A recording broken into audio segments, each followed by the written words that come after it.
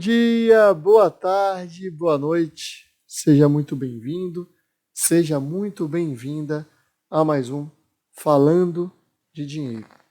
Eu sou Rafael Carneiro e vocês já sabem, aqui é mais um canal onde eu falo de dinheiro, onde eu converso sobre o dinheiro, para fazer com que essa relação, com que esse bate-papo seja o mais simples, direto e realista possível. Meu objetivo é que, ao falar sobre o dinheiro, a gente consiga transformar esse tema em algo comum, em algo recorrente, que você consiga levar para o seu dia a dia. Como eu falei, esse é mais um canal que eu tenho para falar sobre dinheiro, e tenho também outros locais onde essa conversa ela acontece.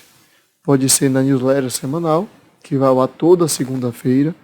Vou deixar o link dela para quem quiser se inscrever na descrição, ou para minhas redes sociais, tanto no Twitter quanto no Instagram, Rafa B. Carneiro, Rafa com PH, Rafa B. Carneiro. Eu te convido a se aproximar nesse bate-papo, que a gente consiga ter essa conversa, consiga se aproximar, consiga fazer com que a conversa sobre o dinheiro ela seja tranquila, ela seja simples e que ela faça parte do nosso dia a dia. Nessa conversa de hoje, eu vou falar de um tema que está em alta nessa semana, que é o caso das lojas americanas. Mas não vou falar sobre as lojas em si. O que eu quero pegar são aprendizados, são lições que a gente pode ter sobre reserva de emergência, sobre investimentos no geral e sobre as ações, sobre investimento em ações. Mas, para contextualizar, se você está perdido ou está perdida, não acompanhou ou ainda não entendeu o que aconteceu com as lojas americanas, um contexto geral do que foi a fraude detectada nas lojas. Vamos supor, vamos fazer uma alusão com uma venda de chocolates. Americanas precisava comprar R$ 1 milhão em chocolate, para ela comprar um lote de chocolate, e esse lote era vendido por R$ 1 milhão, e ela não tinha esse dinheiro para comprar. E aí o que ela faz? Ela vai em um banco, no banco azulzinho, sei lá qual banco, e fala: banco, você pode intermediar essa negociação? Pode me ajudar aqui? O banco: posso sim, Americanos. Te dou R$ 1 milhão, mas você vai me pagar 10% de juros ao ano para devolver esse dinheiro. Tudo bem? Tudo bem. Então o banco ia lá e pagava diretamente a fábrica de chocolates que fornecia o chocolate para lojas americanas. E aí o que acontecia? No seu balanço anual, trimestral, ao invés de detalhar que devia R$ 1 milhão mais 10% de juros para o banco, o que a Americanas estava fazendo dizendo que devia R$ 1 milhão para a fábrica de chocolate. Ela não computava esses juros. Agora imagine todo esse processo em cima de diversos fornecedores, ao longo de diversos anos. E aí chegou ao rombo que foi pedido recuperação judicial ontem. Estou gravando isso aqui na sexta-feira, dia 20 de janeiro, e Americanas estima um rombo, uma fraude, de 43 bilhões de reais. Isso foi o cenário geral. Vamos falar agora das lições que nós podemos ter em cima desse caso. Primeiro ponto isso aí é um exemplo, e aí vai fortalecer um dos motivos que eu não defendo o investimento direto em ações. Pode fazer?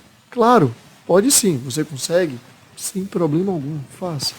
Eu, Rafael Carneiro, planejador financeiro, não defendo e não acredito que a maioria das pessoas, a maioria dos brasileiros, deva investir diretamente comprando em ações. Não é simples. Exige estudo, exige cuidado, exige atenção.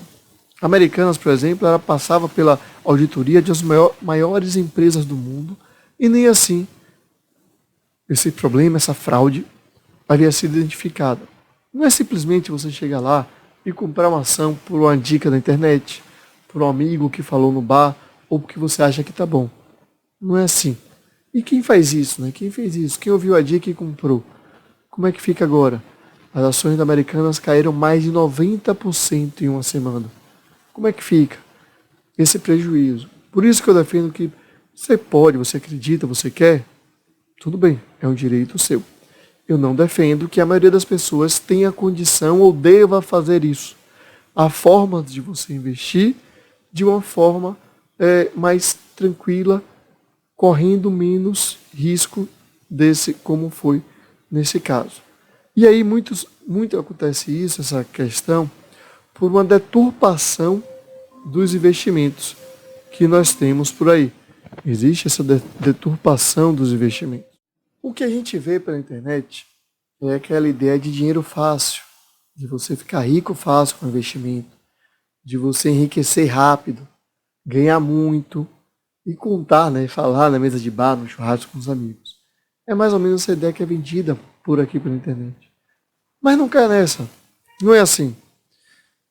A preocupação que as pessoas têm que ter é com a fonte de renda, com o trabalho. Essa é a preocupação principal. O investimento ele vai dali para dar algo a mais, para potencializar o dinheiro que você tem, potencializar seu patrimônio, preservar o patrimônio ao longo do tempo, permitir manter o estilo de vida, realizar objetivos, é para algo a mais. Não é para ganhar fácil, para enriquecer rápido, para ficar rico ou milionário, não. Não é para isso. Eu acho que não caia nessa deturpação dos investimentos, essa falsa ilusão vendida de que é fácil, que é tranquilo, que é simples. Não é assim. E um outro ponto de aprendizado sobre esse caso Americanas é sobre a reserva de emergência. E aí é o caso que aconteceu com o Nubank. Né? Já expliquei a situação do Americanas para contextualizar o que houve com o Nubank. Vamos lá. O Nubank ele tem algumas possibilidades nessa tentativa, nesse marketing vendido da empresa de democratizar, de permitir o acesso ao mundo dos investimentos a milhões de pessoas, como faz. Ele tem algumas possibilidades de caixinhas, de você guardar dinheiro, algumas facilidades. A caixinha, por exemplo, eu acredito ser algo fenomenal, porque você consegue separar seu dinheiro por objetivos. Isso estimula, isso facilita o entendimento, facilita a visualização e ajuda que você faça seus investimentos. Mas, em uma caixinha dessas, que era vendida para reserva de emergência, dita como reserva de emergência, foi colocada como opção padrão, o default, a um fundo no reserva imediata, e esse fundo tem um percentual em crédito privado, em crédito de empresas privadas. Dentro desse crédito privado, tinha debêntures da Americanas. Não é ação, pessoal, algumas pessoas perguntaram, não é ação. Eram debêntures. O que são debêntures? É como se você emprestasse dinheiro para Americanas, para receber uma taxa de juros como pagamento. Isso são debêntures, é um tipo de renda fixa. E tinha lá um percentual de debêntures das lojas americanas. É errado? É crime? É ilegal? Não.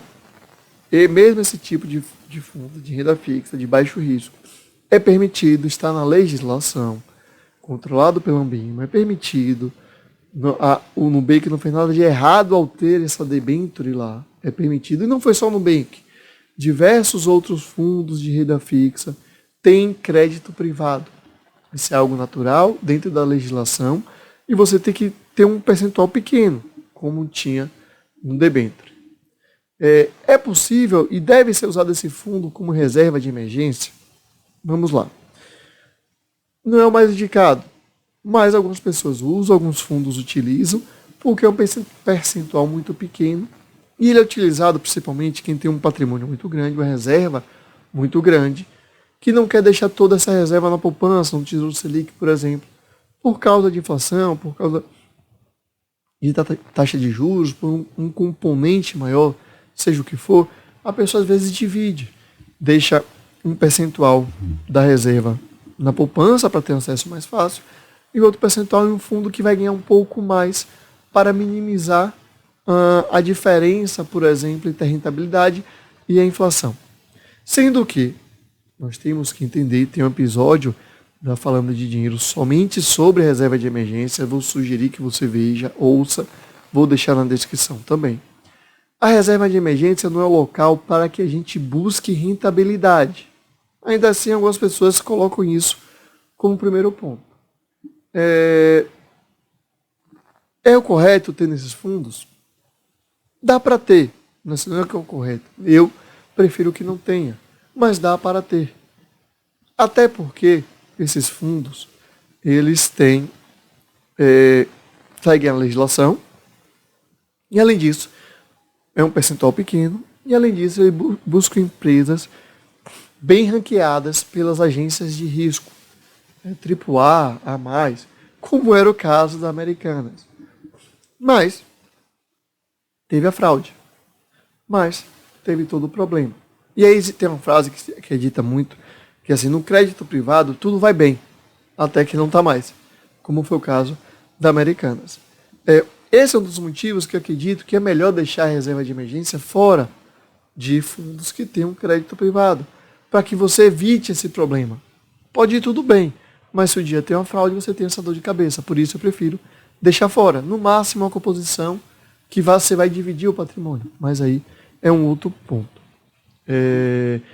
Eu acredito, né, que as opções sem um crédito privado são as mais indicadas para que você coloque sua reserva de emergência. Não caia nessa de buscar rentabilidade. Reserva de emergência não é para buscar rentabilidade.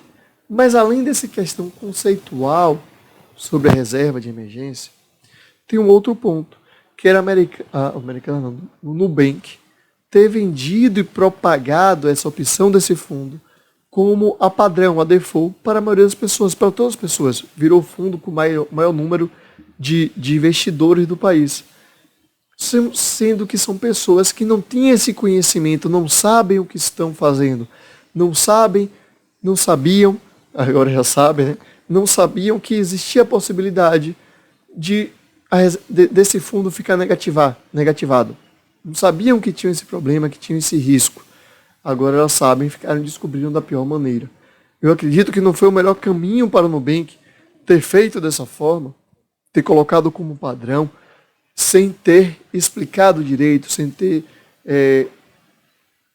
feito o processo de educação financeira, digamos assim, sem ter feito essa base. Isso, para mim, é o mais grave desse ponto. Não ter o fundo ter crédito privado, porque está dentro da legislação. Não ter reserva de emergência nesse fundo, que diversos outros fundos são utilizados dessa maneira. Eu, Rafael, defendo que não sejam, que vá para a poupança, vá para o Tesouro Selic, vá para um CDB de um grande banco.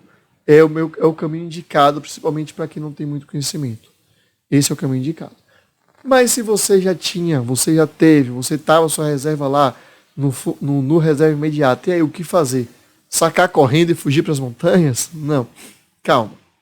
Você precisa do dinheiro agora? Se precise, vai precisar de qualquer forma, saque. Não precisa do dinheiro agora? Muita calma. Para evitar, inclusive, que seu prejuízo seja maior. Que você, por exemplo, se você botou seu dinheiro com menos de 30 dias, você vai pagar IOF.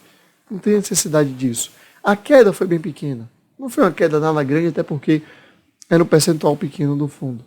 A queda foi pequena, deve em breve se recuperar. Respira, deixa lá, recuperou.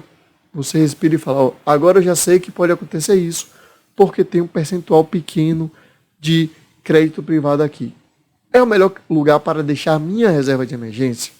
Responda essa pergunta. Eu, Rafael, acredito que, principalmente quem não tem muito conhecimento, não deve estar lá. Não, vai na poupança, vai no Tesouro Selic, vai no CDB. Se você não gosta também dessa possibilidade mínima que seja de risco, tira e coloca no local mais apropriado. Mas faz tudo isso com calma. Beleza, pessoal? Eu acho que essas eram lições importantes. Eu queria ressaltar, falar sobre isso. E se você ficou com alguma dúvida, manda mensagem. Minhas redes sociais, Rafa B. Carneiro, Rafa com PH, tanto no Twitter quanto no Instagram. Compartilha esse episódio, ajuda aí, fortalece, ajuda aí. Eu coloquei como meta aumentar a audiência do podcast esse ano. Então, compartilha esse episódio. Qualquer dúvida, fala comigo. Beleza? Um abraço. e até semana que vem com mais um Falando de Dinheiro.